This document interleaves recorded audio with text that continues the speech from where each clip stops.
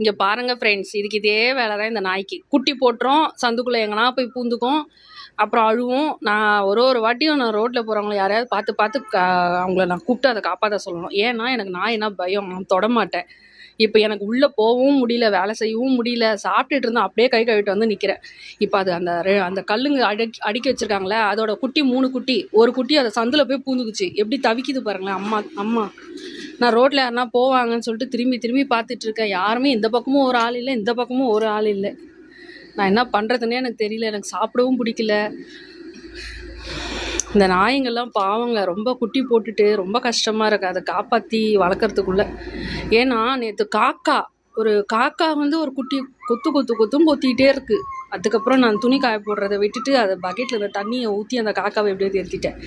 இன்றைக்கி என்னென்னு பார்த்தா ஒரே சத்தமாக இருந்துச்சு. என்னென்னு எட்டி பார்த்தா அந்த கல்லுங்களுக்கு சந்தில் போய் பூந்துக்கிட்டு இருக்கு அந்த குட்டி நாய். இந்த நாய்க்கு இதே வேலை தான். குட்டி போடும், காப்பாற்றவே தெரியாது அதுக்கு. இப்போ நான் ரோட்டில் யாருனா போகிறாங்களான்னு பார்த்துட்டே இருக்கணும் ஃப்ரெண்ட்ஸ். நான் சாப்பிட கூட இல்லை, அப்படியே கை கழுவிட்டு வந்துட்டேன். எனக்கு ரொம்ப பிடிக்கும் நாயெல்லாம். ஆனால் வந்து சாப்பாடெல்லாம் வைப்பேன், எல்லாம் பண்ணுவேன். ஆனால் தொடமாட்டேன், எனக்கு ரொம்ப பயம். இந்த வீடியோ பிடிச்சிருந்தா லைக் பண்ணுங்கள். நான் அதுக்குள்ளே கீழே போய், நான் மேலே நிற்கிறேன், பேசாமல் கீழே போய் யாராவது இருக்காங்களான்னு பார்த்து அதை அவங்கள கூட்டிகிட்டு வந்து அந்த நாயை நான் குட்டியை காப்பாற்றிடுறேன். ஓகேவா?